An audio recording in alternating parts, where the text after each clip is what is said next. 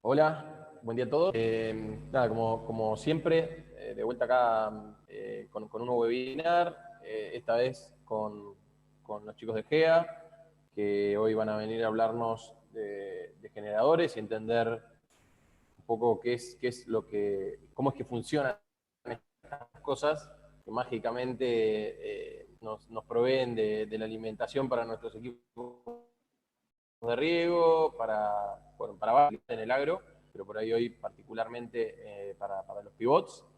Como siempre vamos a tomarnos 5 minutitos al principio para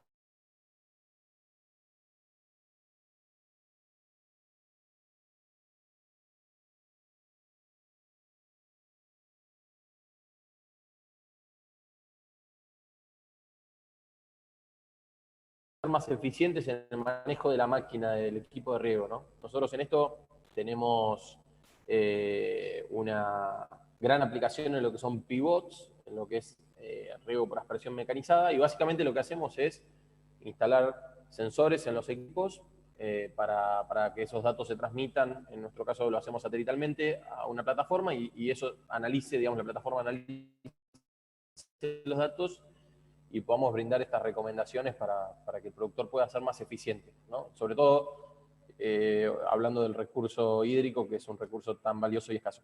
Hoy lo tenemos a Esteban, también está Isaac, de GEA, Grupos Electrógenos del Atlántico. Comenzó su actividad en el año 93 como una empresa unipersonal y a lo largo de estos años se ha esforzado por ofrecer al mercado grupos electrógenos de alta calidad que se adapten a las necesidades específicas de cada cliente. Esto se consiguió teniendo como argumento prioritario en el desarrollo de su actividad la innovación y la especialización de sus procesos productivos y gracias a los clientes, entidades y empresas que han confiado en ellos. Con el correr de los años, GSRL logró un crecimiento sostenido y de esta manera se posicionó como una de las principales empresas en soluciones de energía distribuida dedicados a la fabricación, venta, alquiler y reparación de grupos electrógenos de la costa atlántica.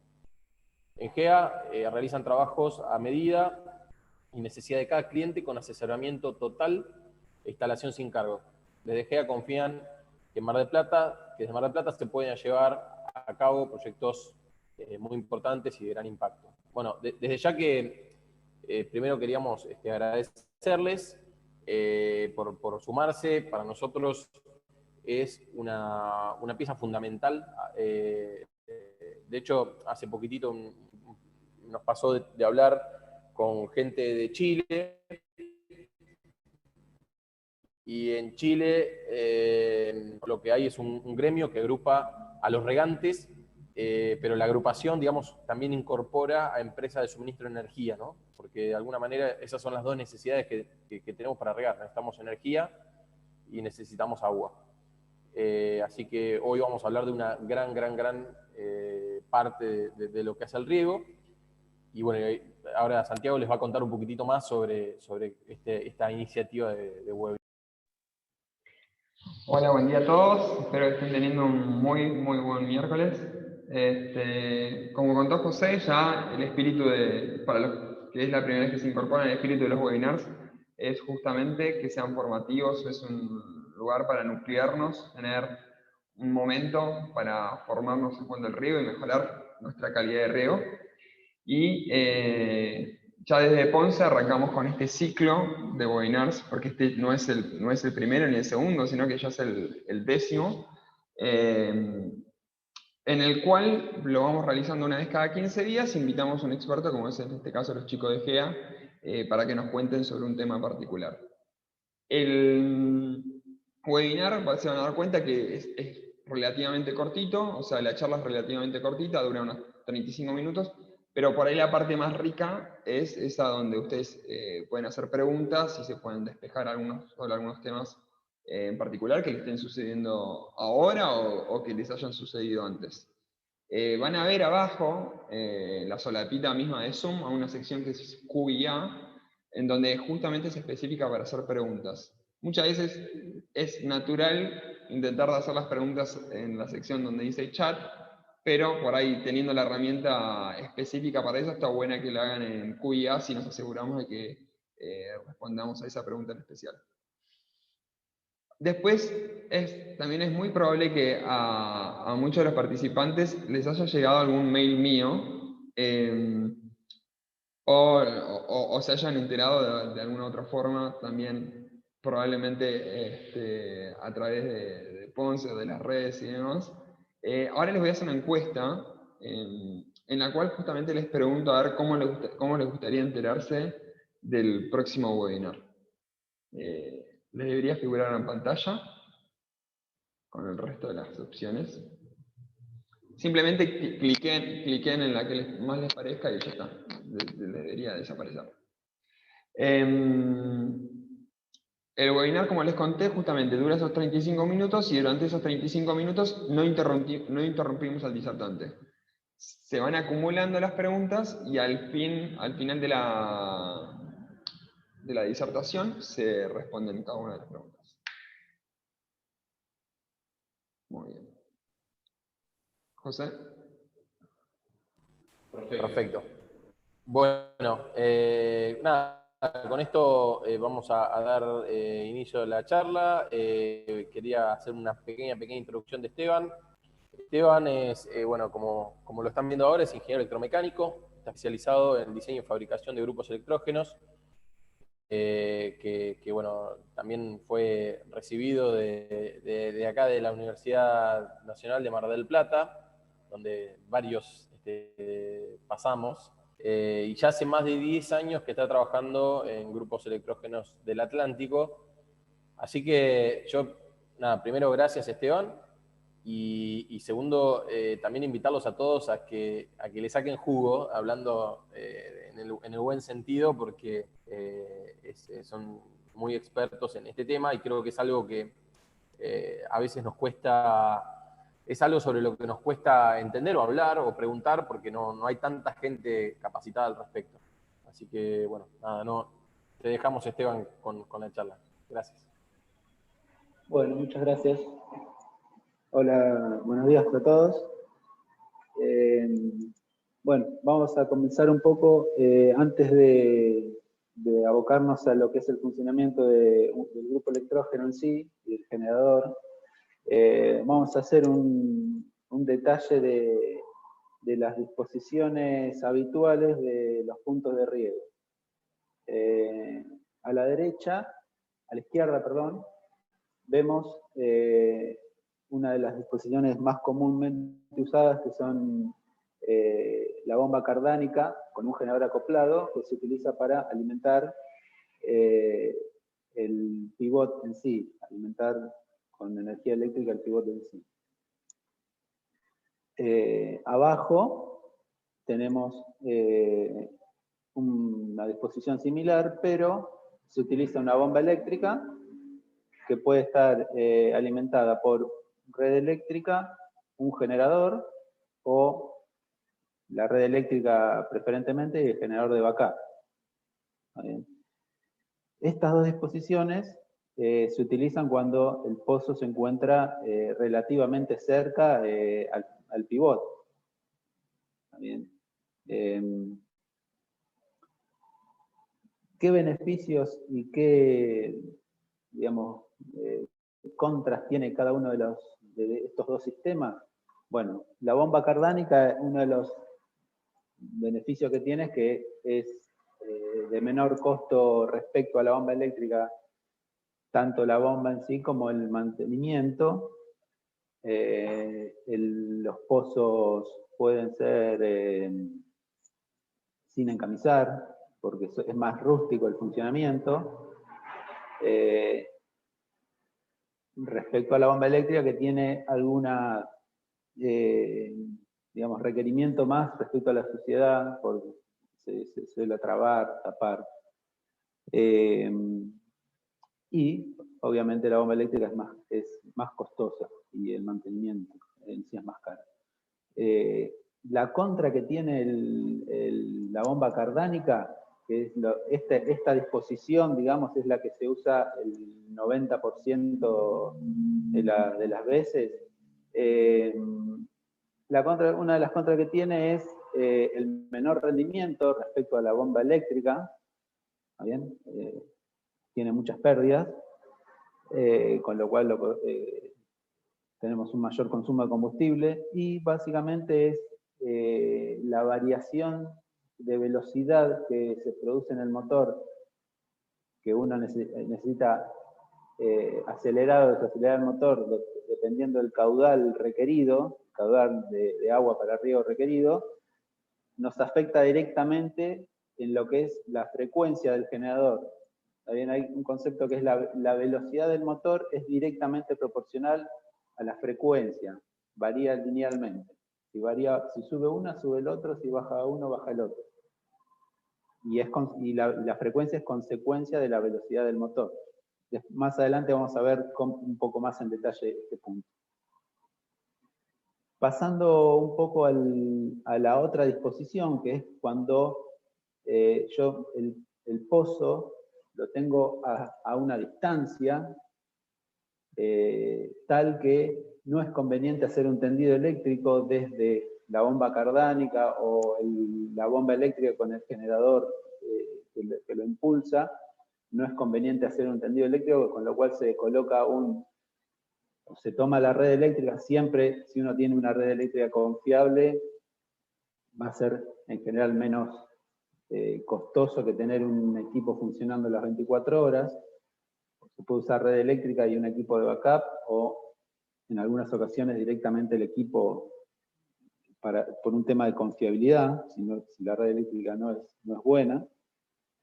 Y la otra disposición que usamos habitualmente es la bomba, sea como fuere, que si es cardánica o eléctrica, y sigue estando a una cierta distancia, se utiliza un sistema de inverter, que son unos bancos de baterías que son energizados, son cargados por un generador o paneles solares, o las dos, mejor, más confiables, que lo que hacen es mantener energizado constantemente el pivot, y el grupo electrógeno arranca a demanda del banco. O sea, cuando el banco se descarga, el sistema del automatismo pone en marcha el grupo electrógeno,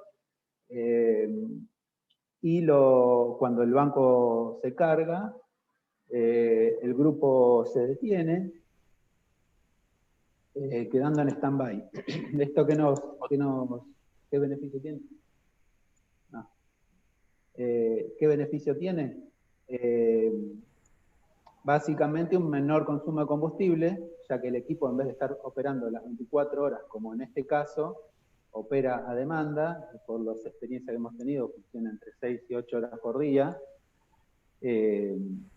con paneles solares menos tiempo, y obviamente el mantenimiento propio del grupo, tanto los service como los insumos, los filtros, aceite, etc. Sí, ayer Esteban, vos nos mencionabas esto también de la parte operativa, ¿no? O sea, nos olvidamos de tener que apagar un motor. Es algo Claro. que se hace automáticamente. Cuando el nivel de baterías baja, se prende solo el grupo y Claro. carga las baterías hasta el nivel que tenga que cargarlos, y listo. Eso lo hace automático. Exactamente. El automatismo lo que hace es detecta cuando la batería se encuentra a cierto nivel, digamos, donde manda una orden de arranque al equipo, el equipo arranca, hace una conmutación, el equipo se pone a cargar las baterías y a alimentar a la vez el pivot. En esas horas de carga queda funcionando como el equipo operando el pivot y a la vez cargando baterías. Cuando las baterías llegan a su punto de carga de 100%, se detiene el equipo y transfiere la carga nuevamente al sistema de inverter. Esto lo que genera es, bueno, obviamente menor consumo de combustible, o sea, la recarga de combustible, porque uno por ahí haciendo una reposición durante toda la temporada, ya está, ya lo tiene solucionado, no tiene que andar recargando constantemente, con el inconveniente que eso lleva, bueno, y el desgaste del equipo, propiamente dicho, ¿no? Bueno, eso, es una disposición general que quería hacer antes un breve resumen para para pasar un poco un esquema básico de un grupo electrógeno. Básicamente, un grupo electrógeno es un motor de combustión interna que utiliza combustible fósil o biocombustible, energía química. Está acoplado de alguna forma, que después lo vamos a analizar un poquito más, ya sea directo, por polea, por manchón, a un generador de corriente alterna, que es el tema que nos trae hoy. En general tienen un tablero de control, que es el encargado de monitorear lo que es los parámetros del motor en sí, presión, temperatura, eventualmente tienen protecciones contra alta temperatura del líquido refrigerante, baja presión del líquido lubricante, pueden tener más protecciones y más sensores de monitoreo, pero esos son los básicos. Y habitualmente también hay, depende de la complejidad del panel de control, hay un punto de protección y de monitoreo de básicamente tensión y corriente del generador. Y eventualmente protección. Puede tener más parámetros de monitoreo o menos. Pero lo básico serían esos dos, la tensión y la corriente. Después consta de un interruptor, que es la protección eléctrica, digamos, donde nosotros en general conectamos el pivot o la bomba eléctrica, y todo eso va montado sobre un chasis, generalmente un chasis de hierro, que aúna todas las partes. Vamos un poco a lo que es un generador en sí. Bien, nosotros, un generador es una máquina rotante, es similar a un motor, pero al revés. O sea, nosotros lo que hacemos es, le inyectamos un movimiento y obtenemos una tensión, en vez del motor que nosotros inyectamos, tenemos una tensión de entrada y un movimiento de salida. Consta de un eje, que sería este acá del medio, este eje, que es el que une las partes rotantes. Después tenemos básicamente 4 bobinados. Este es un generador, se llama brushless, o sea, sin escobillas. Este tipo de generadores no es algo nuevo, ya hace más de 30 años que son habituales. Ustedes por ahí, si son equipos viejos, van a encontrar generadores con PON, con sistemas, con otro tipo de funcionamiento, pero esos equipos ya son obsoletos, digamos, cuando se rompen son muy difíciles de reparar, no hay repuestos, es costoso la reparación. Entonces, esto es lo que se usa ya, como les digo, más de 30 años. Son 2 bobinados de excitación, este que sería el estator, y este el rotor. Tienen un puente de diodos, que sería en este caso este. Acá tenemos el rotor de excitación, el puente de diodos rectificador. Vamos a ver después la función que cumple. Tenemos el rotor principal y el estator principal. Acá se ve el rotor solamente, el estator, este es solamente el eje con toda la parte rotante. También tiene un ventilador que se utiliza para forzar la circulación de aire. Está bien, este es un punto que después vamos a tratar. Para disipar el calor que generan los bobinados y el puente rectificador. Y tiene también 1 o 2 cojinetes, rulemanes, dependiendo el acople que tiene el equipo, si es, por ejemplo, con polea o con manchón, se utiliza una disposición de doble cojinete.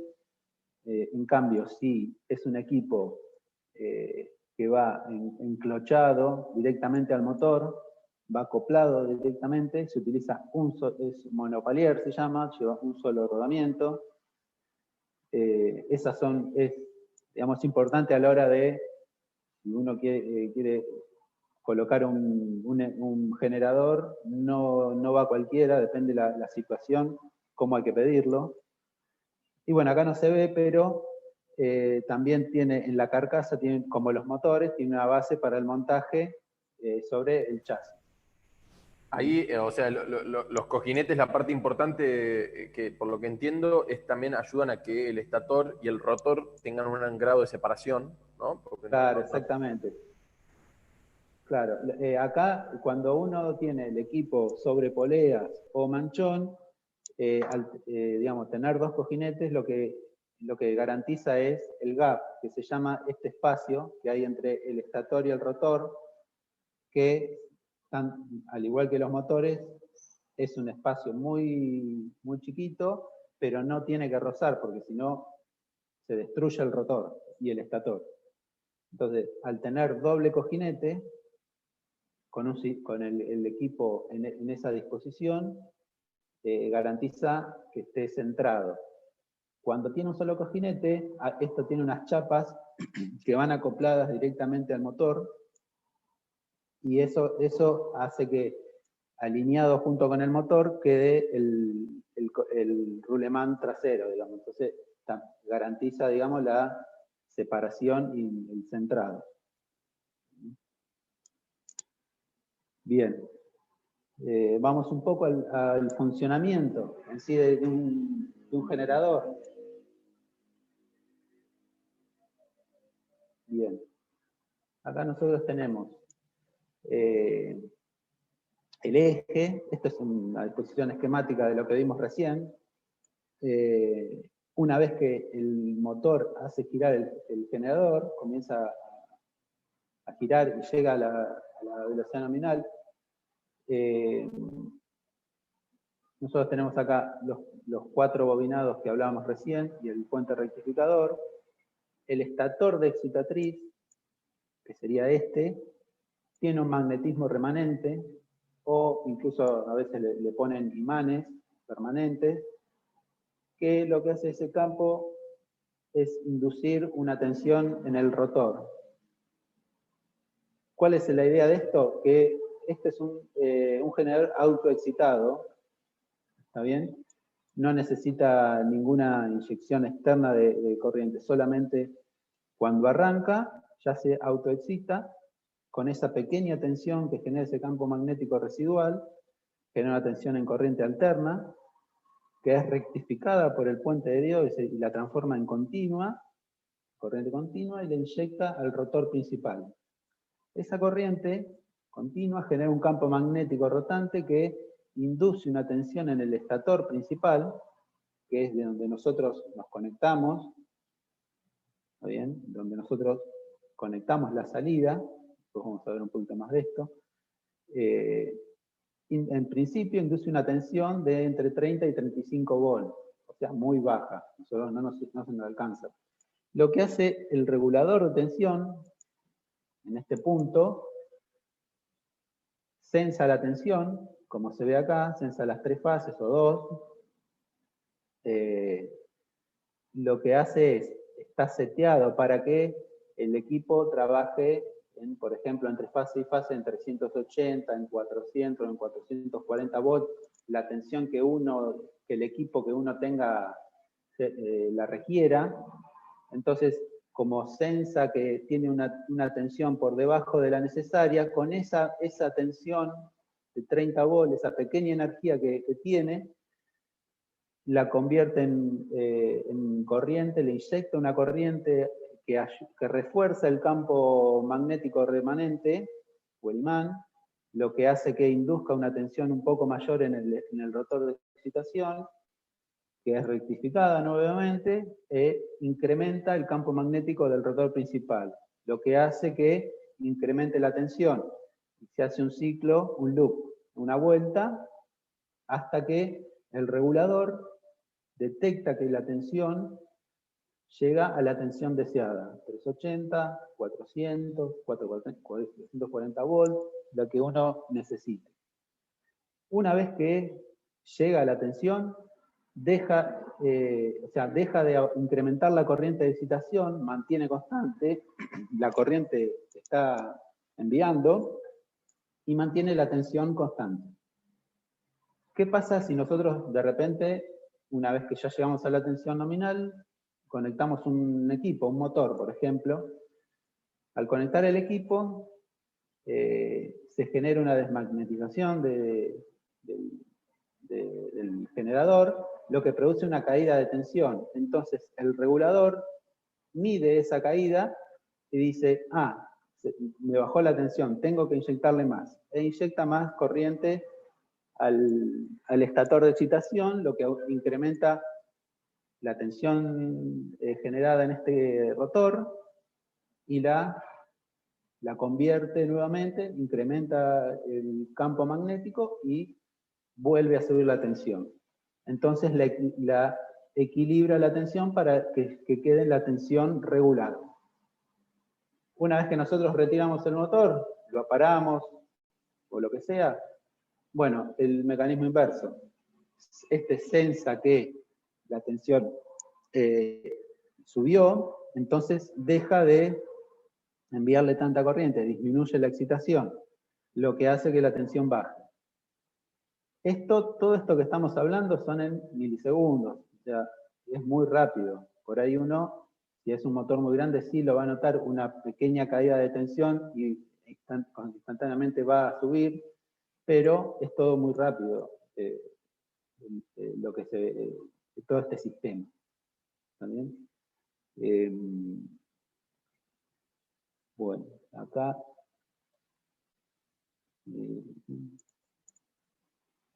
vamos a pasar un poco a... bueno, este es un despiece un poco más detallado de los equipos. Acá podemos ver uno de los rodamientos. Acá estaría el otro, que este es el eje. Acá tenemos el rotor principal, el ventilador, el rotor de excitación. Este es el estator principal. Acá este es el puente de diodos que se encuentra ahí adentro. Bueno, la tapa. Este sería similar a este equipo, que es un doble cojinete. Bien. Esto está bueno para también entender muchas veces, o sea, para empezar, todos los que riegan por pivot tienen un generador.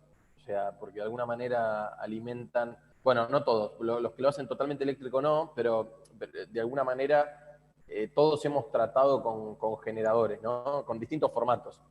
De hecho, sin ir más lejos, el alternador del auto, corregime vos, Esteban, pero el alternador del auto supongo que también, digamos, cumple una función similar, ¿no? La de, a partir de un movimiento mecánico, generar una alimentación, ¿no? Digamos, ahí continua y demás. Claro, sí. No es lo mismo, pero es el principio similar. Pero lo que quería ir es, digo, de alguna manera, los componentes que hacen a esto son siempre los mismos, ¿no? O sea, tenemos las partes rotativas, tenemos, digamos, el rotor, un estator, tenemos estas partes donde se rectifican, esto que hoy mencionabas, ¿no? Donde se rectifica sí, el puente de diodos, el regulador. O sea, son partes que cuando tenemos algún quilombo y por ahí sacamos un generador y se lo llevamos a alguien a reparar, por ahí nos menciona, che, no sé, tuve que cambiar el puente de diodo. Y a veces, como que, bueno, si uno entiende bien de qué se trata, está bueno también porque de alguna manera tiene más conciencia de cuál puede ser el quilombo que esté originando ese tipo de falla, ¿no? Claro. El puente, por ahí acá se ve un poco mejor. El puente de diodos lo que hace es... estos son dos generadores por separado, que funcionan al revés. Uno le dice, digamos, la corriente continua, el campo magnético está en el estator y genera en el rotor la tensión alterna, hay corriente alterna, que es rectificada, que este es el puente de diodo o rectificador. Lo que hace es transforma una trifásica, acá ven que tiene tres cables, en una corriente continua positiva y negativa. ¿Qué es lo que genera un campo magnético en el rotor? Acuérdense que acá el campo magnético estaba en el estator, acá es al revés, e induce una tensión alterna en el estator.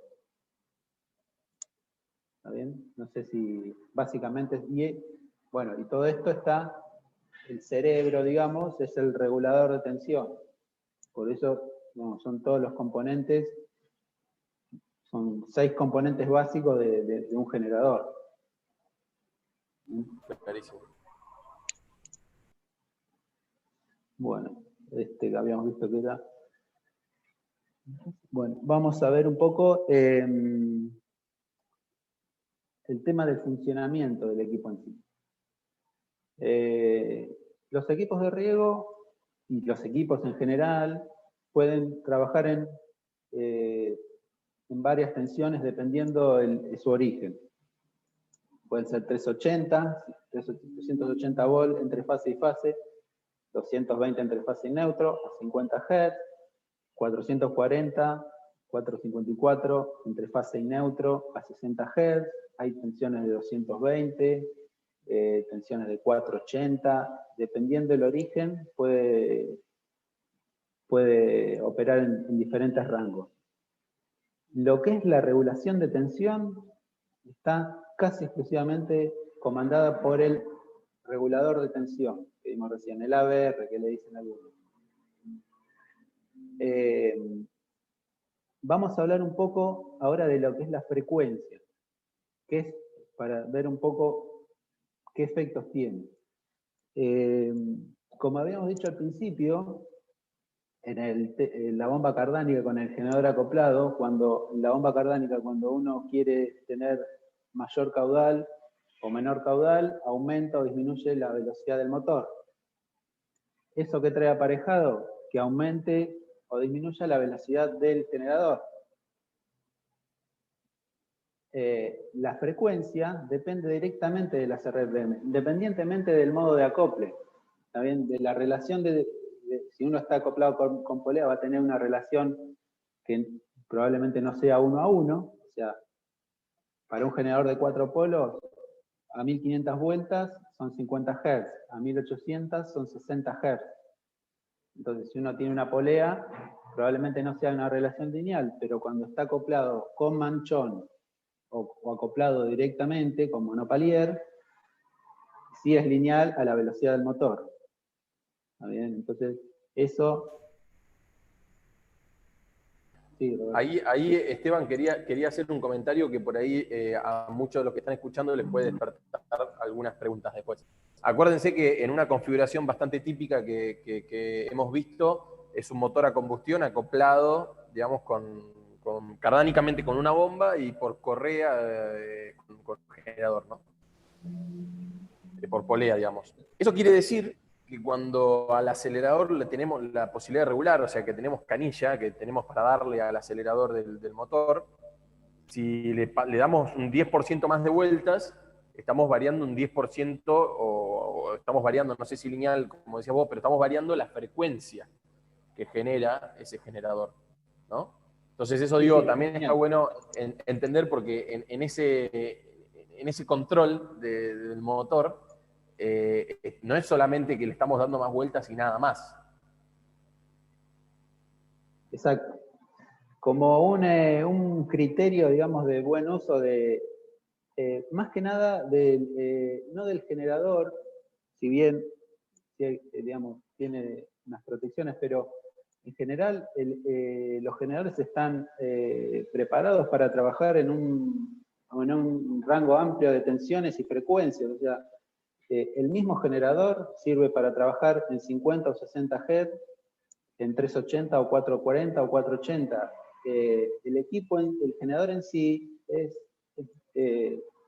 digamos, no va a tener grandes inconvenientes, excepto en algunas situaciones particulares. El problema lo van a tener en su equipamiento, ya sea la bomba, ya sea el pivot, o si alimentan una planta, la planta.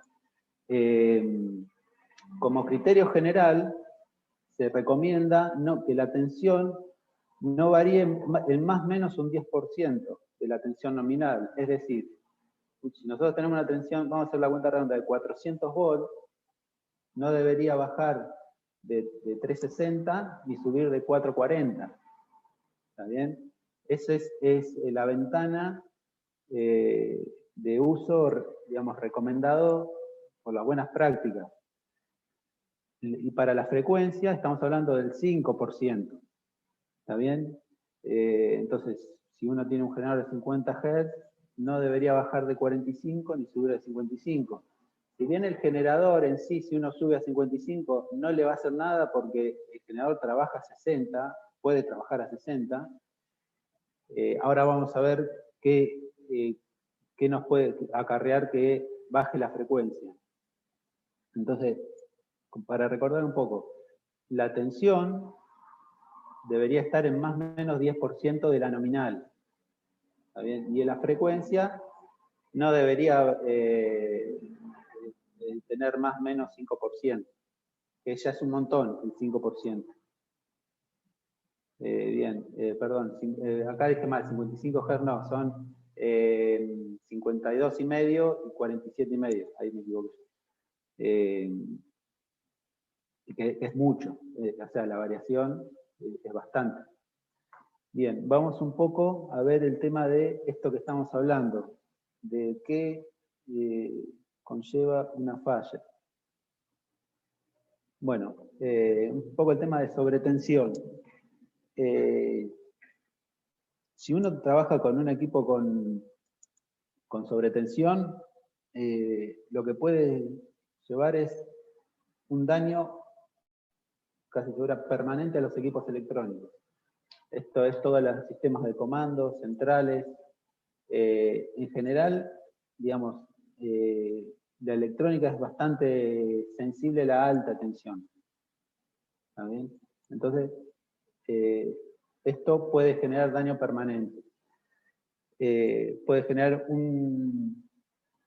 digamos, por un tema de saturación del equipo, de saturación magnética, puede generar un sobrecalentamiento, pero esto es cuando trabajamos con el equipo a carga completa, que por ejemplo en un pivot, cuando tenés una huella profunda, el motor está forzado, entonces ese motor, si está saturado magnéticamente, no va a rendir, no va a entregar la potencia que le entregaría en condiciones normales.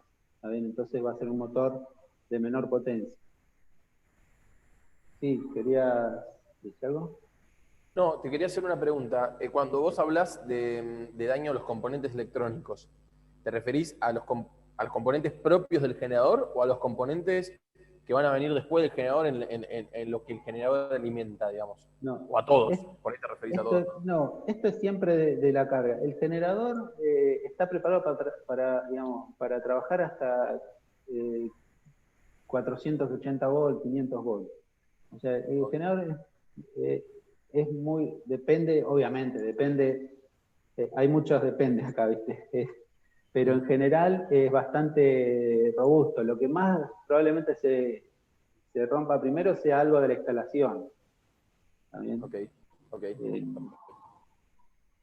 En nuestro caso, digamos que estamos hablando de bomba, pivot, o sea, estamos claro, hablando el tablero, tenemos el tablero del pivot que tiene los más nuevos, los Valley, tienen bastante electrónica, y después en las bombas muchas veces también tenemos un variador de frecuencia, un controlador, lo que sea, que también puede, bueno, no sé si tiene sentido que tenga variador de frecuencia, pero si tenemos alimentador, tenemos bomba eléctrica, perdón, puede llegar a tener un tablero de control, ¿no?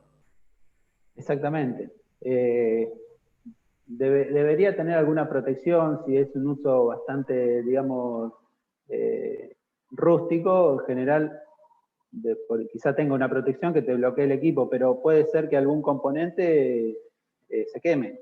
Algún componente de comando más que nada. ¿Está bien? También el tema de los contactores o contactos eléctricos produce una degradación y lo mismo que el aislante eléctrico. Eso son uno de los principales problemas de la sobretensión. En cuanto a la subtensión, podemos hablar de falla de funcionamiento de la electrónica.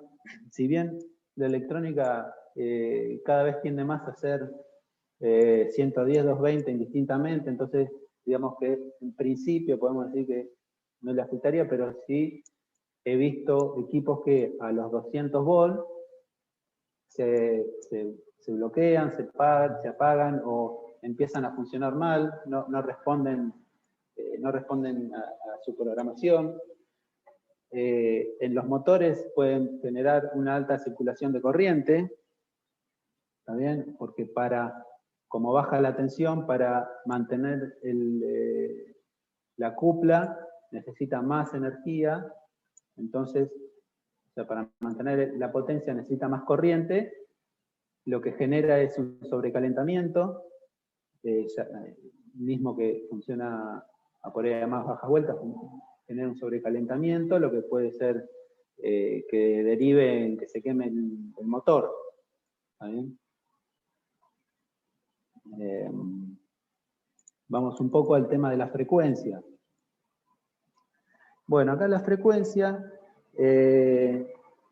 digamos, una sobrefrecuencia, lo que puede generar es que los motores giren un poco más rápido, que no sería, digamos, depende si uno está con un sistema sincronizado, por ahí afecta la sincronización, pero no es algo tampoco tan grave.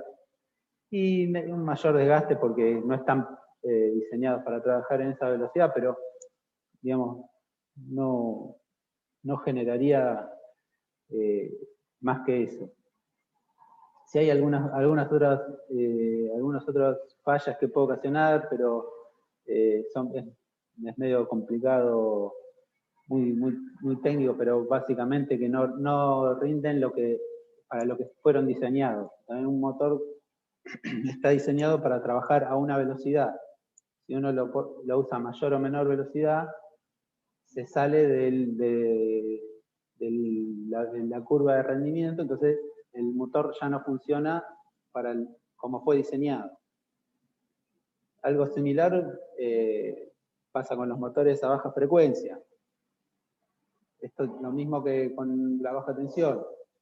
Genera un mayor consumo de corriente y recalentamiento del motor, y al girar más lento, la ventilación también empeora.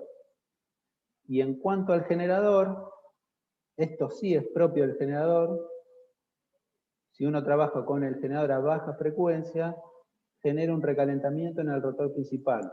Esto es que el aislante se ennegrece, se pone negro, se cocina, se le dice, y digamos, no sirve más el rotor principal, hay que bobinarlo nuevamente. En general, los reguladores de tensión tienen lo que se llama una protección del corner de frecuencia, que lo que hace es, si el equipo baja de determinadas vueltas, en general debe andar en los 47 Hz, empieza a bajar la tensión. La tensión, o sea, baja la corriente de excitación, por lo tanto la tensión del generador, porque el regulador está protegiendo al generador. Y si sigue bajando la frecuencia a un determinado valor, directamente deja de mandarle corriente de excitación, por lo cual el generador deja de generar. Esto básicamente es la protección del generador en sí. En esta parte eso es, digamos, todas las fallas que podría ser en la instalación o en el pivot en este caso. Bien. Vamos un poco al tema de uso del generador. Bueno, esto es algo de uso habitual, ¿está bien? Hay que asegurarse que el equipo esté ventilado, los equipos tienen rejillas de entrada por atrás en general, entradas de aire, y salidas por adelante, como vemos que tenía el ventilador, hace una circulación forzada de aire para refrigerar todo lo que son los bobinados, para evitar el calentamiento. Esto no debe estar obstruido. Y es importante también que estén las rejillas, porque más que nada en el campo también los roedores siempre se meten, mordisquean los cables, el aislante, hacen que pueden ocasionar un punto de cortocircuito que hace que se queme el generador. Bien. Siempre también es bueno protegerlos contra la humedad. Por ejemplo, acá hay un generador, se ve acá el punto que se ve bien el resto del bobinado, pero ahí se condensó humedad y más que nada en ambientes de aire salino, cercanos a la costa, digamos, la condensación de agua, de ese agua salina, lo que hace es va degradando el aislante propio del generador, lo que genera que se produzcan este tipo de quemaduras.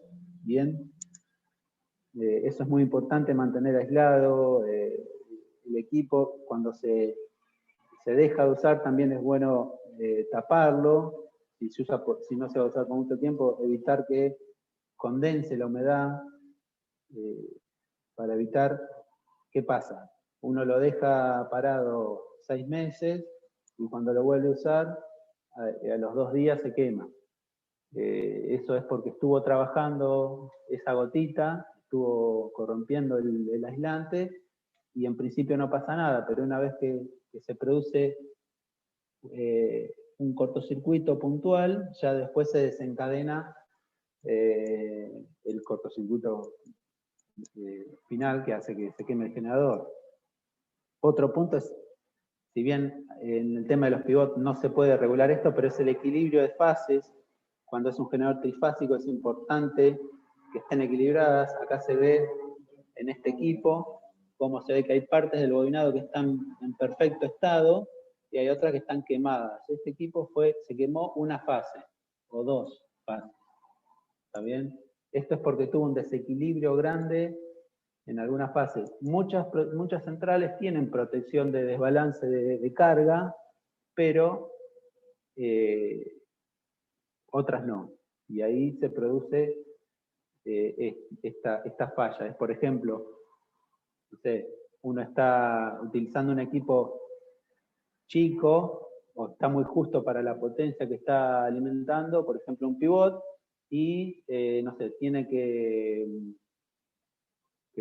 tirar el fertilizante y conecta una bomba monofásica al mismo equipo, entonces quizás puede ser que desbalancee mucho las fases, entonces eso produce este tipo de fallas.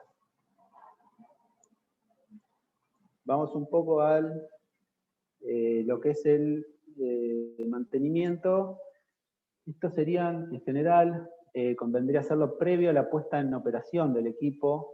Digamos, uno en general trabaja por temporadas, entonces cuando termina la temporada se limpia y se guarda, y cuando se vuelve a necesitar el equipo se saca. Habría que hacer un mantenimiento previo, sería medir de la resistencia de aislación, medir las bobinas del equipo, a ver si perdieron aislación, mantener libre de sulfato de dióxido lo que son bornes, ¿está bien? Porque eso genera que no haga buen contacto eléctrico, que produce sobrecalentamiento y se puede o derretir el cobre o el cable directamente. Lo mismo pasa con los terminales y las borneras que estén ajustados. Si es una bornera floja, no está haciendo buen contacto eléctrico, lo que genera puntos calientes, que por ahí con una termografía se puede ver en algún tablero, en otros es más difícil, pero puntos calientes que generan que se derrita el terminal o el cable, o los dos, o incluso puede prenderse fuego. Bueno, acá se ve acá se ve sulfato, por ejemplo, que también es a causa de la humedad. Es muy importante también cuando se ve sulfato en los bobinados, la limpieza. en todo caso negar y aislar nuevamente. Bueno, ahí ya estaríamos. No sé. Excelente, excelente. Nada, muy bueno, Esteban. Yo quiero remarcar un poco antes de arrancar con la parte de preguntas.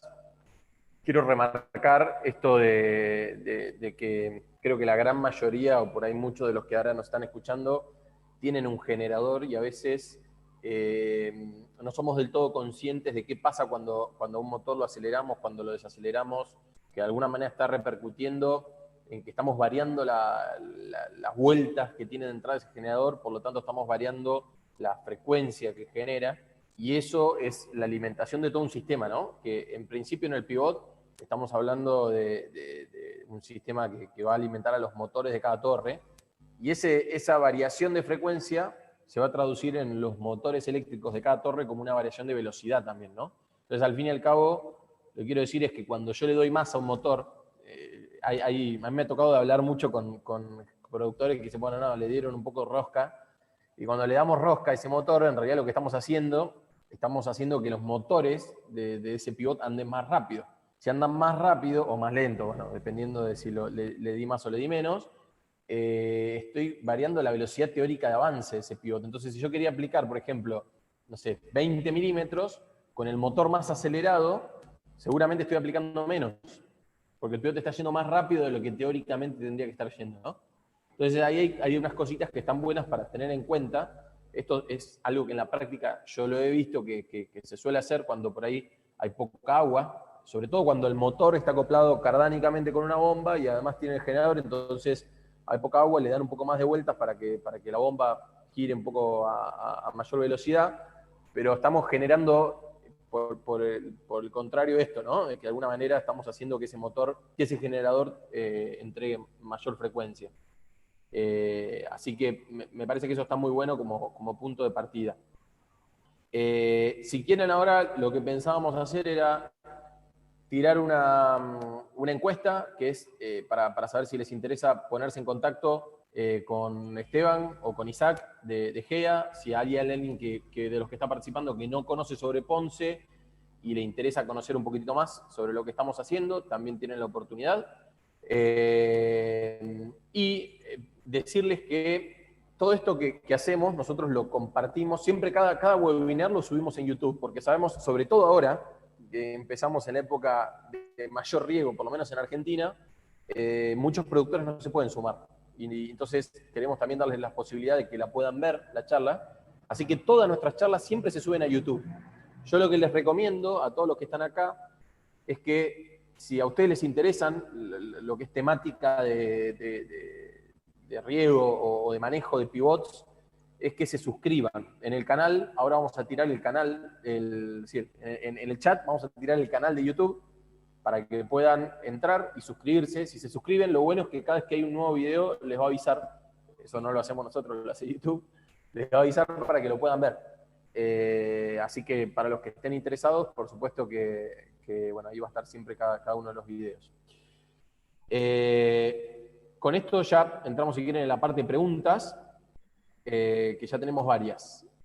Hay una que Isaac, vos la contestaste, pero aprovecho para leerla, por ahí si hay otro productor o alguien más que esté interesado en conocer sobre lo mismo. Iván dice, buenos días, consulta.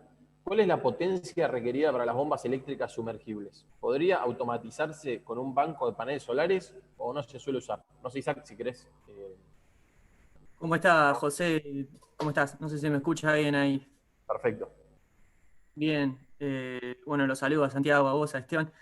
Yo lo que le contestaba a Iván es que no es tan común porque la potencia que requieren las bombas sumergibles que se usan en riego suelen ser muy grandes para dimensionar un banco de paneles solares. Digo, teóricamente es factible de realizar, pero por el costo que tiene dimensionar un banco de paneles solares y de baterías de ese tamaño, no conviene para una bomba de 20 HP, de 15 HP, 16 HP. Yo le contestaba a Iván, bueno, pasame un poco más de info, pasame el dato de qué potencia tiene, de qué tamaño tiene esa bomba sumergible, para que te podamos decir efectivamente si se recomienda o no se recomienda. Pero en la práctica habitual, para las bombas sumergibles, no conviene usar paneles solares. Lo que conviene ahí Excelente. es, directamente, si no tenés energía de red, es grupo electrógeno. Perfecto. Y yo acá vuelvo a insistir con esto que yo me quedé muy asombrado ya hace un año cuando vos me lo mostraste, Isaac, esto del generador que en realidad, porque claro, el concepto más tradicional es generador alimenta directamente a lo que necesitamos que alimente, en este caso a un pivote, a una bomba, y me acuerdo que me habías mostrado esto de que era un grupo que alimentaba un banco de baterías, entonces en realidad lo que estábamos haciendo es que el generador está almacenando energía en un lugar donde, digamos, las baterías, que nos la deja ahí disponible, y después nosotros directamente vamos, prendemos el equipo, pagamos como si tuviéramos red eléctrica casi, ¿no? Claro, sí, sí, sí, sí, es lo que se le llama sistema híbrido, que por ahí, para los que han vivido en el campo sin red eléctrica de hace varios años, había algunos sistemas de ese tipo, de banco de baterías y almacenamiento, por ahí en corriente continua se usaban, como hay variantes. Pero bueno, la tecnología va evolucionando y como va hacia ese punto. Nosotros vemos de hace unos años que se dirige a hibridar el sistema de abastecimiento energético. Por ahí parece difícil como lo digo, pero bueno, es no abastecerte directamente el grupo electrógeno, sino aprovechar toda la energía que está produciendo el grupo en ese momento, cargarla en un banco de baterías, convertirla, que ahora con los sistemas de inverter que hay disponibles en el mercado es bastante simple, y bueno, y tomar de esa energía que estuvo produciendo el generador, el grupo electrógeno, todo el tiempo, y que si no la almacenaste, la perdés de alguna manera. Claro, claro. Eso está muy bueno. Además, me imagino, esto por ahí desde un concepto más de eficiencia, que haciéndolo de esa manera vos siempre haces trabajar al al motor y al generador en un punto de eficiencia máxima, ¿no? Entonces, también tenés ese beneficio, ¿no? Que cuando entregás distinta potencia en base a lo que fue dimensionado, no siempre es lo más eficiente. Claro, vos lo que hacés es configurás los cargadores de baterías para que el generador, el grupo electrógeno, trabaje en su punto óptimo, ¿sí? Claro. Entonces, o sea, no es ni más ni menos. Siempre está trabajando como el motor al punto óptimo de trabajo, que es más o menos el 60%. No, o sea, el generador, los grupos electrógenos, está bueno no cargarlos todo el tiempo, sino usarlos al 60%. Excelente, excelente. Bueno, Raúl Rodríguez nos pregunta, buenos días, ¿cuál es el componente del generador que más suele fallar o dañarse? No sé si está Esteban por ahí, pero yo mientras Esteban hablaba y no lo quería interrumpir, me acordaba de algo que es bastante común, que es que vos midas con un tester la salida del generador y te dé 35 volts o te dé 30 volts de alterna, de corriente alterna. Vos ponés el tester en la salida y te da 30 volts, cuando vos tendrías que estar midiendo 380 volts. Y es bastante común encontrarse con eso. Y no sé si, Esteban, te podés ir a la imagen donde está el gráfico del regulador. Ahí. Fíjense que Esteban por ahí lo decía, y es difícil para el que no está en la industria y no está todo el tiempo metido con los generadores de captar bien ese punto. Cuando tenés 30, 35 volts, lo que está pasando en criollo es que el regulador el ABR, el regulador automático de voltaje, no está regulando. Entonces es un componente electrónico, el regulador automático de tensión, que es bastante común que se dañe, ¿sí? Si ustedes miden 35 volts, puede ser que tengas otra falla, puede ser que se te haya roto algún diodo del puente rectificador, pero en general uno de los componentes que más se rompe es el ABR. Excelente. Bueno, y ahí Esteban, no sé si querías agregar algo. No, sí, Ah, eso. El regulador de tensión, digamos, es un punto crítico, ya sea porque no puede ser el caso contrario, que genere 500 volts, que es la tensión máxima. Eso quiere decir que no está sensando, o sea que está sensando cero acá. Por ejemplo, supongamos que se cortan estos dos cables. el regulador va a estar sensando siempre 0, entonces va a mandar corriente de excitación máxima, porque se alimenta por otro lado, digamos, la energía la toma por este cable punteado, si se quiere, o se quema algún componente que es el que hace el sensado. Entonces, las dos fallas del regulador, las típicas, hay algunas más, pero son o que no haga nada, o que mande excitación a pleno, que por el tema de saturación magnética, en general anda en los 500 volts. Entonces, si uno está sensando 500 volts a la salida, quiere decir que el regulador se rompió y es la parte de sensado. Otra cosa que suele fallar bastante, más que nada acá en Mar del Plata, en la costa, por el tema de la humedad, es el estator de excitatriz, que es la parte, si se quiere, más sufrida, porque en general el aire ingresa por atrás, y circula, el aire húmedo, ingresa por acá, lo que hace que choque contra las paredes frías de esto que está quieto. Este no tiene problema porque está girando, entonces lo que condensa lo expulsa rápidamente, pero se concentra en el estator y suele formar ese sulfato y esos puntos de óxido, digamos, de sulfato que producen la quemadura del estator de excitación. Eso es también una falla típica de la zona. Y una pregunta, ahí sumo una pregunta yo. ¿Todos los generadores tienen reguladores de voltaje? ¿O hay generadores que no? ¿O todos lo tienen y algunos son más simples que otros? No, digamos, los generadores modernos todos tienen regulador de tensión. Okay. Antiguamente tendrían un sistema que se llama compound, que es un sistema de bobinas que, digamos, con la misma tensión que genera, induce, era más, no era electrónico, si se quiere, era analógico, pero eso no se usa más, es un sistema caro, pesado.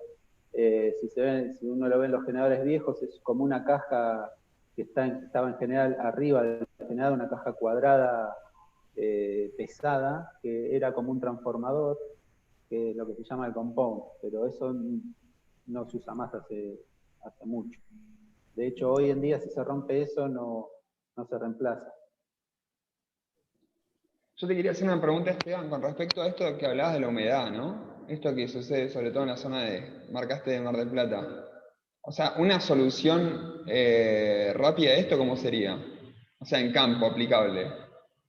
Mirá, nosotros lo que se hace en general es en los equipos cabinados, o sea, aptos para trabajar a la intemperie, lo que se hace es que la entrada de aire a la cabina del propio grupo no sea directa al generador.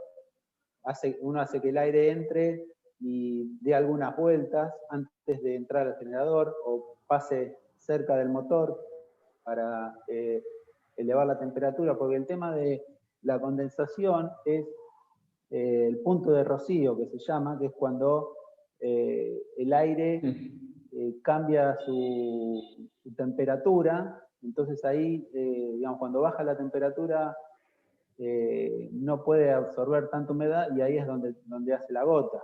Si uno calienta el aire previamente, aumenta la capacidad de absorber humedad del aire, entonces de alguna forma está evitando esa condensación, o dificultándola por lo menos. Bien. Hay varias formas también. Nosotros, algunos equipos aplicamos un repelente de humedad también.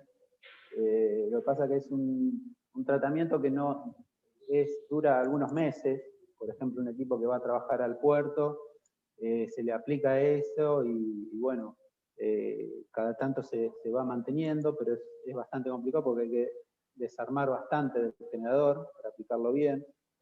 En general lo que se hace es eso, es dificultar la entrada de aire, hacer lo que el aire circule previamente o que choque incluso contra otras superficies que no sean el generador, para que si tiene que condensar, lo haga previo a la entrada del equipo. Claro, sí. Antes, que llegue el aire lo más seco posible con... Exactamente. Bien. Y, ¿sabes qué? Estaban hablando recién, la pregunta anterior con respecto al sistema híbrido, y me quedó picando algo.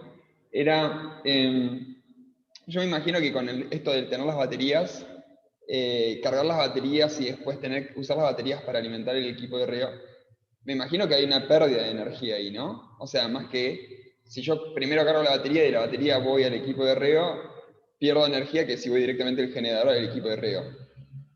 Entonces, no sé, yo Lo que pasa, sí. pregunto, ¿no se puede prender el generador, tenerlo, o sea, al máximo rendimiento, que consuma el equipo de riego y lo que no consuma que vaya a las baterías y que las use para cargarlas?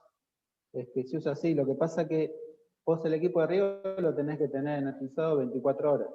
¿Está bien? Entonces, y funciona, realmente funciona muy poco tiempo de esas 24 horas, porque el pivot mueve un poquito, o mueve un tramo, mueve otro, a lo sumo mueve 5 tramos a la vez, alguna vez cada tanto, pero mueve muy lentamente. Entonces vos tenés un equipo de, pongamos una potencia de 20 kVA, un lister de 20 kVA, para que use 2 kVA cada, no sé, cada media hora. Entonces, lo que haces con esto es disminuir, si bien tiene unas pérdidas, tanto en vos cuando convertís de energía alterna a continua para cargar el banco de batería y viceversa, cuando vos reconvertís la energía continua en alterna, tenés unas pérdidas, pero son mucho menos a las pérdidas, al consumo de combustible y desgaste de la máquina que vos tenés funcionando 24 horas en vacío, si querés. ¿Saben? Porque a nosotros nos pasa que los equipos cuando van al pivot vienen carburizados porque están funcionando en vacío casi todo el tiempo. O sea, este sistema es muy particular, es un sistema de alta potencia y baja energía. ¿Está bien? No es el caso de, por ejemplo, que he consultado en la bomba de riego, que es un sistema de, si se quiere, alta energía y alta potencia, porque vos necesitas una energía, una potencia continua. Vos acá tenés picos de potencia. ¿Está bien? Arrancan los motores, paran. Arrancan los motores, paran. Entonces, en el total, la sumatoria de esa energía que están usando es muy poca. Claro. Ahí se justifica, en este caso, el uso de los inverters. Claro, sí, clarísimo. Bueno, buenísimo. Paso acá, Leonardo Esquivel pregunta, ¿el generador requiere de puesta a tierra? Sí. Es conveniente siempre realizar una puesta a tierra, además lo indica la normativa. Bien. Tenemos una pregunta de Tomás, que dice, buenos días, una consulta, si tengo que alimentar el tablero con 60 Hz y el generador es de 50, ¿qué problemas podría llegar a tener? Y bueno, primero hay que ver si te operan el equipamiento que está preparado para 60 Hz, vos lo estás usando con 50, si tiene alguna protección, si es electrónico, por ahí no te funcione, y después tenés los problemas de operar en baja frecuencia. Digamos, si vos tenés motores de 60 Hz, lo más probable es que la curva de uso esté diseñado el equipo para funcionar a 1800 vueltas, no a 1500. Entonces va a generar un calentamiento excesivo del motor. Probablemente no te... O sea, hay que ver, por eso depende de qué equipamiento. Si es muy electrónico, por ahí ni siquiera funciona. Claro. Acá yo te voy haciendo preguntas, o sea, a la medida vamos tratando de mechar un poco las preguntas que nos van haciendo también con algunas preguntas que nos van surgiendo a nosotros. Yo trato a veces de ponerme en los zapatos del productor y por ahí digo alguna burrada, así que en ese caso me pueden corregir, pero a veces también pienso en alternativas. Y hay una que me surgió, hay muchos productores que tienen alimentación de la red eléctrica que tienen dos problemas. El primero es, obviamente, la falla de suministro. A veces las cooperativas eléctricas tienen sus periodos de desabastecimiento, digamos, o periodos donde es complicado, o periodos ciegos donde no te prestan servicio. Y por otro lado, que es la que más me interesaba, está el famoso horario pico. donde hablo de luces, no tocamos nada porque es un horario que si prendemos algo puede llegar a ser crítico. Entonces mi pregunta es, en ese horario, ustedes no sé si tienen clientes que tengan abastecimiento de red y además un grupo electrógeno para decidir que de 6 a 11 se sigue regando con grupo electrógeno, porque estoy haciendo una pregunta que no conozco, ¿no? ¿Es más económico regar con grupo electrógeno en ese horario que usar la red y después en el resto se usa la red? Sí, exacto. Con respecto a la primera, con la falla de red, sí, vos podés poner un sistema automatizado que sense el estado de la red y si la red falla, el equipo arranca y conmuta automáticamente. O sea, es un sistema típico de un sistema de arranque automático y transferencia. Y después vos tenés muchas opciones con respecto al recorte de pico. Tenés desde la más básica que es cortar lo que vos decís, el equipo se programa para que a determinada hora arranque y conmute y tome la carga, y la red la dejás sin carga, o con una carga mínima que vos podés separar, si querés, o podés, en industrias como se usa, de más potencia, vos trabajás en paralelo con la red. Entonces vos, el equipo, ni siquiera tenés corte de energía, el equipo automáticamente arranca, o vos lo podés hacer arrancar como quieras, se sincroniza con la red, toma la carga, deja que la red consuma la carga que no te penalice, digamos, y el resto lo aporta el equipo. En muchos lugares se usa así, se llama recorte de pico. Y eso en el análisis económico, no sé si ustedes lo han hecho, ¿es más rentable en el horario pico usar un generador a pesar de que tenga yo suministro eléctrico? Todo depende de la industria, o sea, de lo que vos produzcas, porque, digamos, generarte a diésel siempre es más caro que la red. Lo que pasa que vos, ¿qué pasa? Por ahí, en un horario pico tenés que pagar, por ahí es muy estacional, entonces tenés que pagar por un mes de trabajo, tenés que pagar todo el año, Claro. la potencia pico. Más allá de la multa, ¿no? Pero hay industrias que o tu producto, vos realmente no podés parar la producción, y te genera más pérdida parar la producción o disminuir la producción que pagar el combustible diésel, o podés usar combustible, por ejemplo, hay plantas que producen aceite de biodiesel, que usan ese mismo aceite que ellos producen, que les sale, no gratis, pero les sale mucho más barato para alimentar sus propios equipos. Entonces, alimentan su producción con lo que producen. Claro. ¿Bien? Entonces, Bueno, perdón, no, en esto digo, el similar sería el periodo de mayor demanda hídrica de los cultivos, donde vos decís, bueno, yo acá no puedo parar, porque si yo dejo de regar en el horario pico, en el periodo claro, de mayor demanda hídrica, donde la planta tiene el mayor desarrollo, impacto de manera muy fuerte lo que puede llegar a ser claro. el rinde o la calidad del cultivo, ¿no? Tendrías que evaluar también la opción de gas, a ver si es más, digamos, el gas de red es más barato obviamente que el diésel, pero bueno, en el caso de que vos tengas que tener la chancha y la reposición, hay que ver los costos, eso desconozco, pero es un tema, digamos, cada sector en particular tiene su fórmula, digamos, no es algo que si te conviene o no te, hay que ver, hay que evaluar. Hay que hacer análisis. Claro. Está impecable. Y en Bueno, general, José, sumo con respecto a esto, es algo que hace años que nos da vuelta en la cabeza, a ver qué productor tiene como realmente la necesidad y tiene las ganas de meterse a poner un grupo a gas en el campo, porque en el caso de bomba sumergible eléctrica, donde la estás abasteciendo con un grupo electrógeno, tal vez estás usando un grupo de 60 kVA que tiene un consumo de diésel que es importante. Y bueno, si te cambias a un grupo a gas, realmente vas a tener un ahorro en combustible muy importante y multiplicarlo por 5 meses de riego 24 horas.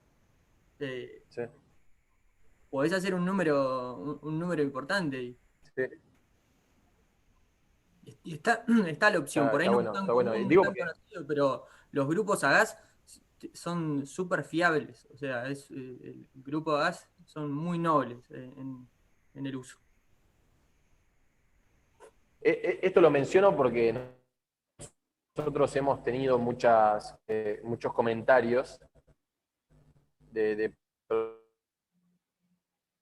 productores sobre el horario pico, ¿no? Entonces, por eso eh, ahí se me escucha bien.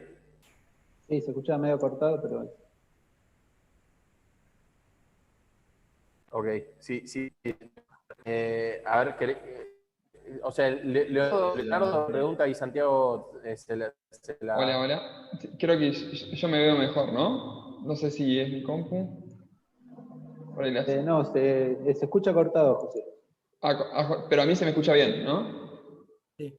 No, no, yo voy a hacer un comentario con respecto al anterior, sobre todo la gente con equipos grandes. Cuando el equipo supera las 100 hectáreas que tardan en o sea, dar una vuelta, y tenés un cultivo donde la verdad que el requerimiento hídrico es grande, no lo podés parar, no lo podés parar. Y en esos casos, por ahí, no regar por ahí con un equipo electrógeno la verdad que es una alternativa viable.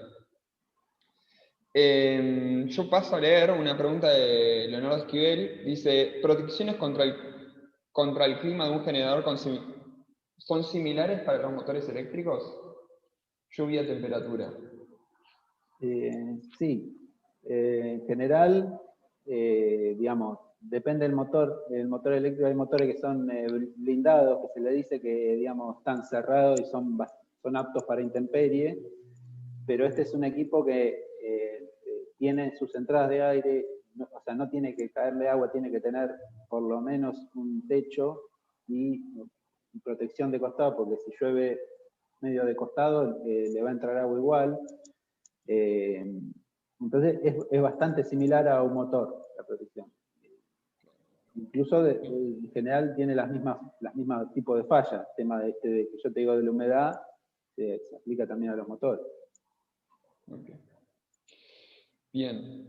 También Leonardo está preguntando, ¿qué necesita el productor para darle un mantenimiento anual al regulador?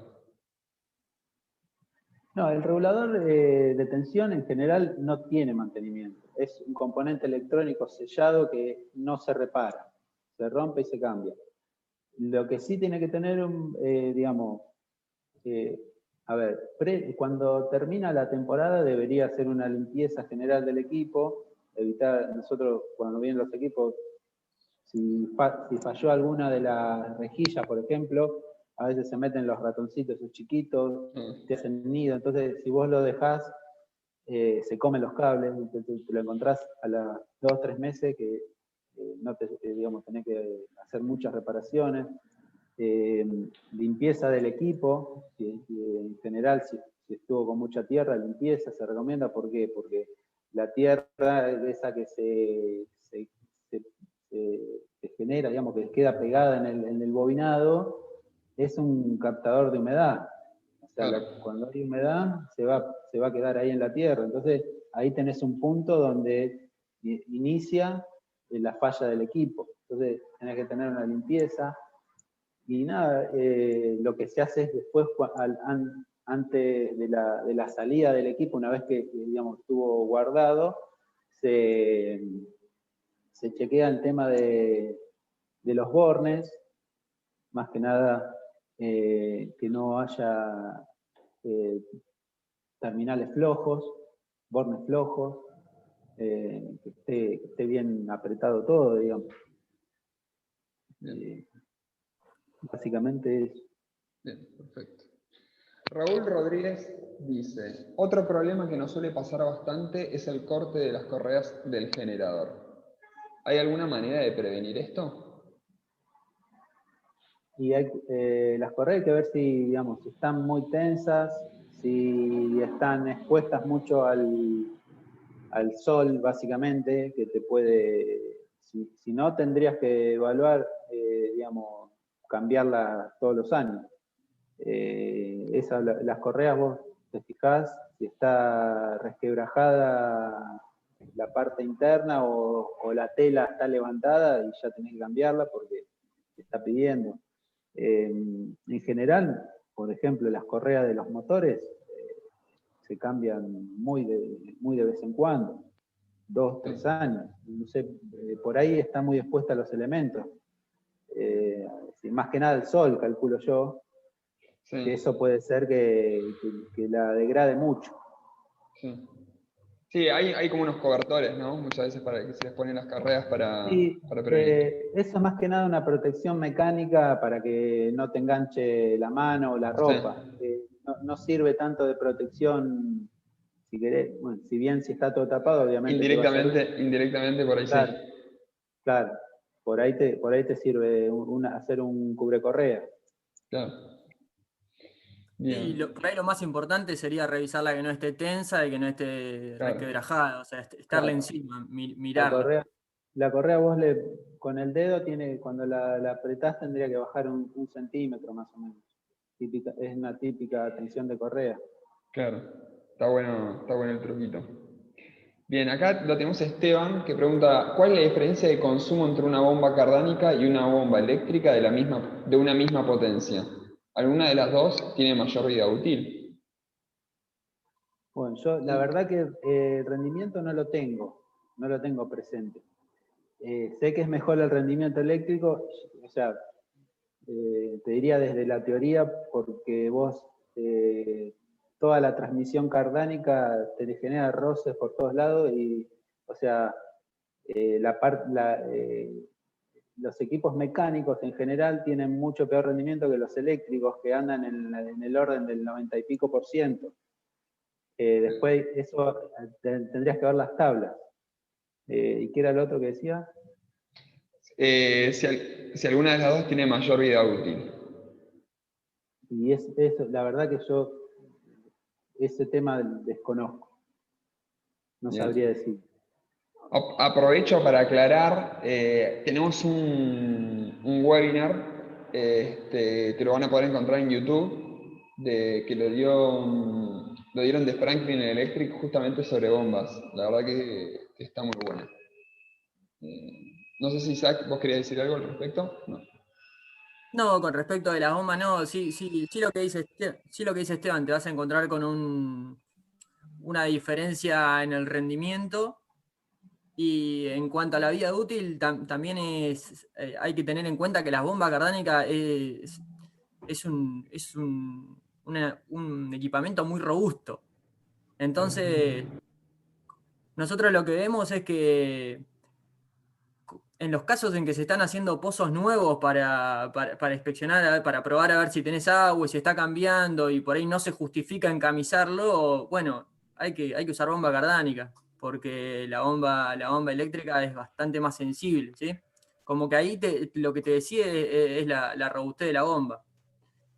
Pero si vos tenés ya un pozo que lo tenés, bueno, que lo vas a usar todos los años y que se justifica hacer una inversión en hacer un pozo de buena calidad, bueno, ahí sí te puedes jugar por una bomba eléctrica. Es también lo que vemos en los productores que trabajan con nosotros.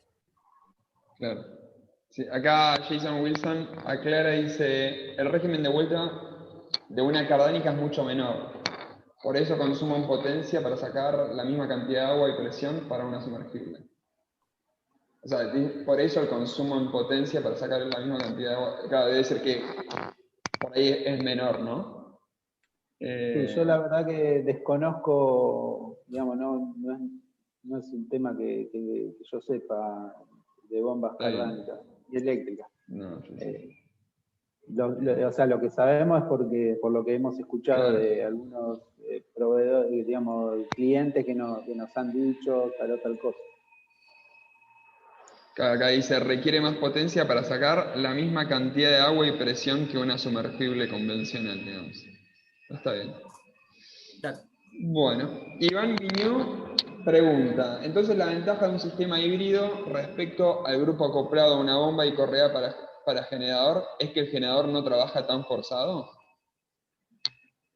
No, o sea, a ver, si vos tenés una bomba cardánica cerca del pivot, y te va a convenir tener el generador, porque vos ya tenés el motor funcionando las 24 horas, un Tengo motor que sigas.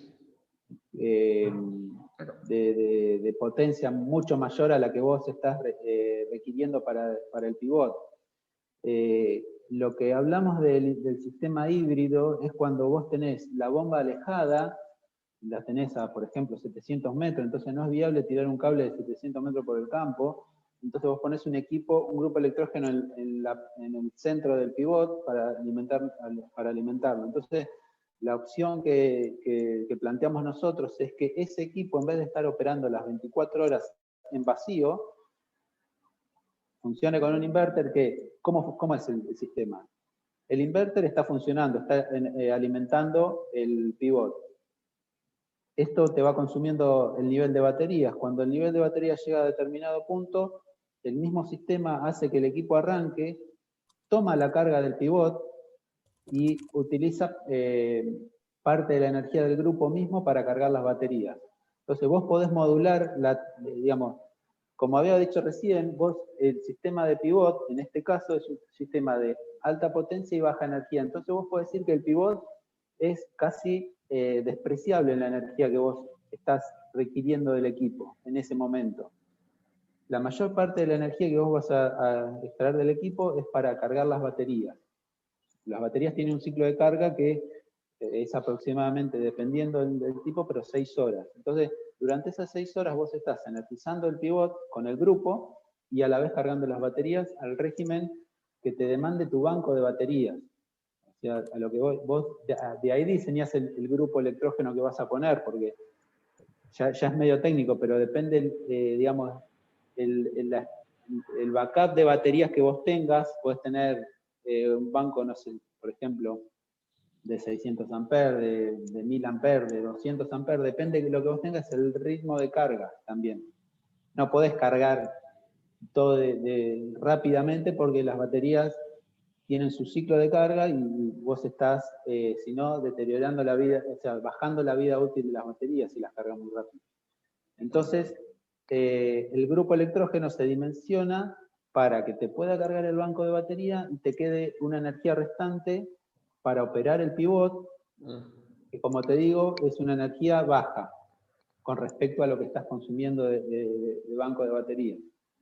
Y lo más probable incluso es que además tenés una curva, porque vos inicialmente vas a cargar con mucha corriente, te va a demandar mucha energía del grupo, y a medida que la batería se va cargando, hay una curva de carga que va bajando la corriente, entonces vos cuando arranque el grupo va a estar con una carga y cuando esté a punto de parar va a estar con otra carga, entonces tampoco es lineal.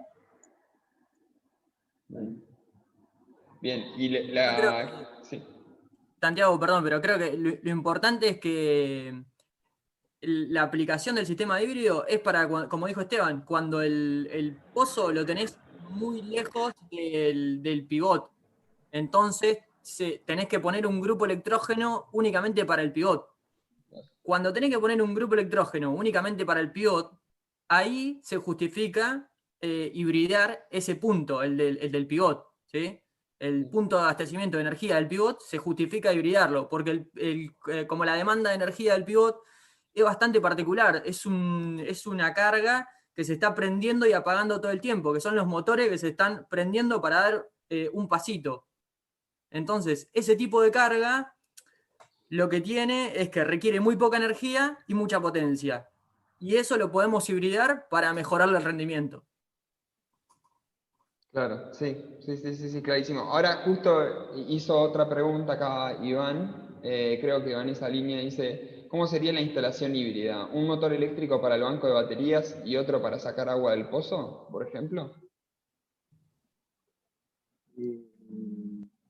No, lo que pasa es que como hemos dicho, para la bomba no es conveniente un banco de batería.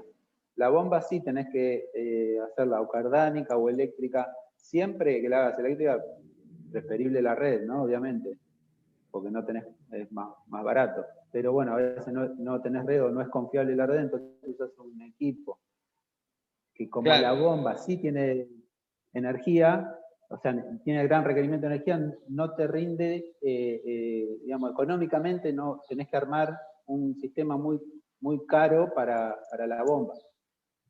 Claro, yo creo que acá lo que quiso decir fue que justamente es un motor para la bomba y otro motor para el equipo de riego. Exacto, Sí. exacto. O sea, vos tenés un generador para la bomba o una bomba cardánica Mm. y lo que es el pivot independiente. Y bueno, tenemos una pregunta acá de Samuel Salazar, que dice, ¿hay alguna protección para los generadores en sí? Sí, sí. O sea, vos depende el nivel, hay mucho tipo de centrales, digamos, de protección, que vos tenés protección, como te decía yo, vos las básicas es alta y baja tensión del generador y alta corriente, pero también vos tenés protecciones por desbalance de tensión, o sea, si las tensiones no son las tres tensiones parejas, desbalance de corriente, tenés por sobrecarga, por cortocircuito, o sea, es, es, tenés muchas protecciones que se pueden aplicar al generador. Bien. Sí, un poco también las estuviste contando, ¿no? A lo largo de la Claro, charla. las fallas que vimos por ejemplo, cuando están las fases desequilibradas, muchas centrales sensan la corriente en cada fase y vos podés programar, por ejemplo, que si una fase está a más del 30% que las otras dos, de diferencia, podés decir que pare el equipo porque no solo ocasiona una falla en el equipo, en el generador, o podría ocasionar, porque ahí también vos tenés una protección contra sobrecarga, que también te actuaría, pero también te genera un estrés en los cables, porque vos, por ahí es más complejo, pero cuando vos haces un sistema trifásico, fíjate que en el mejor de los casos, el neutro es igual, la sección es igual, en general es menor, pero es igual al de las otras tres fases. Entonces, si vos tenés mucha carga desequilibrada, vas a tener una corriente circulando por el neutro muy grande. La idea de las tres fases equilibradas es que por el neutro, cuando vos tenés un equipo trifásico puro, por el neutro vuelve cero corriente, porque como funciona el equipo, a vos, por ejemplo, te van por las tres fases 100 amperes en cada una, y por el neutro vuelve cero. ¿Está bien? Porque está perfectamente equilibrado. Por eso el neutro en general se subdimensiona. Pero si vos tenés mucho desequilibrio, vos tenés un cable que está dimensionado para que circulen 100 amperes, y por ahí te están circulando 120 amperes por el neutro. Entonces corres riesgo, eso le ocasiona el desbalance de carga, ¿está bien? Ese es aparte de la protección del generador, es un tema. Y hay centrales que sí tienen protecciones contra el desbalance. Claro. Bueno, muy bien, la verdad que es súper interesante. A José lo perdimos. Me parece que no se pudo conectar. No, de hecho no. Lo hemos perdido. Ya no tenemos más preguntas. Yo ahora les voy a dejar a los participantes, a todos, una última encuesta que va a ser sobre la charla. Básicamente si les gustó el tema y si fue claro. Y después sepan que siempre nos pueden sugerir temas al mail o mismo por la encuesta de contacto. Les debería figurar ahora en pantalla. Aprovecho para agradecerles, ya les agradeció José, yo no tuve la chance, así que chicos, la verdad que, bueno, a todos los participantes sepan bueno, estuvo preparando la charla específicamente para ustedes, para todo lo que es el equipo de Riego. Ellos trabajan con un montón de otras industrias también, pero estuvieron pensando el caso puntualmente para lo que es el equipo de Riego por Pigot. Y bueno, sepan que como ya pusimos en el chat, en el canal de YouTube, todos los webinars se van grabando y se suben después los subimos después a YouTube. Así que si quieren repasar alguna parte puntual de la charla del webinar, directamente pueden acceder en YouTube y los pueden revivir. Ahí José está acá. Buenas. Tuve la última parte con muchos problemas, pero bueno, nada. Mientras tengo internet, les quiero agradecer mucho por la participación, como dijo Santiago, y por compartirnos la experiencia que fueron formando durante todos estos años. Y bueno, y decirles que, no sé, Esteban, Isaac, pero para todos los que tengan alguna consulta, supongo que siempre van a estar disponibles, así que nosotros también vamos a hacer de canal para redirigirles todas estas consultas. Totalmente, José, Santiago, muchas gracias a ustedes, a Ponce, por la invitación. Nos sentimos muy cómodos con el webinar, así que, bueno, por mi parte les agradezco. Y la verdad, muchas gracias, muy bueno. La primera vez que hago uno, pero esperemos que haya salido bien. Siempre hay que arrancar, la primera vez siempre es la especial, pero después de estas van a venir muchas más. Además, es algo que en pandemia explotó todo este tema de los webinars y de alguna manera nos tenemos que ir acostumbrando también a los nuevos formatos digitales. Ahora de una manera forzosa, ¿no? Porque obviamente nos encantaría poder estar haciendo esto en un campo con mates de por medio y viendo, digamos, el generador al lado. No lo podemos hacer, así que... Bueno, y se corta.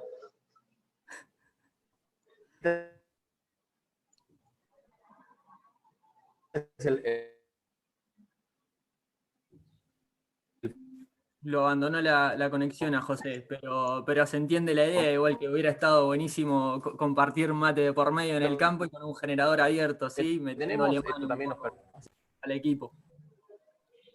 Sí. Bueno, lo hemos perdido.